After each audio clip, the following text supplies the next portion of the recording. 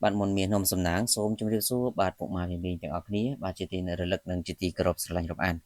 បាទសម្រាប់ថ្ងៃទី26ខែ12ឆ្នាំ2025នេះបាទមើលមាសក៏បានធ្វើការពំនាំនៅតម្រុយលេខឆ្នោតយួន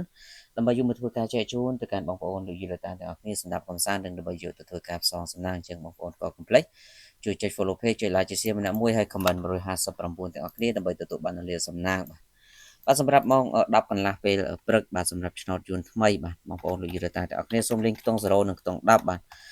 0នេះយើងបុក A B C D 0បន្តាននិង01បាទរាខ្ទង់10វិញគឺយើងបុក16និង17លេខ A B C D ហើយសម្រាប់ម៉ោង1កន្លះថ្ងៃនេះក៏យើងមានលេខល្អលេខពិសេស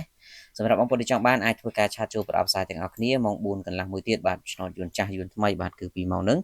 គឺជាម៉ោងពិសេសរបស់យើងហើយគុណសប្តិរបស់យើងគឺយើងចូលចំរាល់ថ្ងៃតែម្ដងហើយសម្រាប់អ្នកដែលចង់បានលេខពិសេសអាចធ្វើការឆាតចូលប្រអប់ផ្សាយទាំងអស់គ្នាគឺខ្ញុំមានលេខតូច2គ្រាប់ឲ្យលេខ4ពោះសេវា50000បាទឆ្នោតចិញ្ចំទើបយកសេវាតាមក្រោយសម្រាប់ម៉ោង6កន្លះវិញគឺបងប្អូនយកខ្ទង់7និងយកខ្ទង់9បាទសម្រាប់ខ្ទង់7យើងបូក72 73បាទលេខ A B C D ហើយចំណែកខ្ទង់9យើងយក94និង95បាទអញ្ចឹងសម្រាប់អ្នកដែលចង់បានលេខពិសេសម៉ោង1កន្លះឬក៏ម៉ោង4កន្លះអាចធ្វើការឆាតចូលប្រអប់ផ្សាយទាំងអស់គ្នាអរគុណជូនពរសំណាងល្អទាំងអស់គ្នាសូមគោរពលា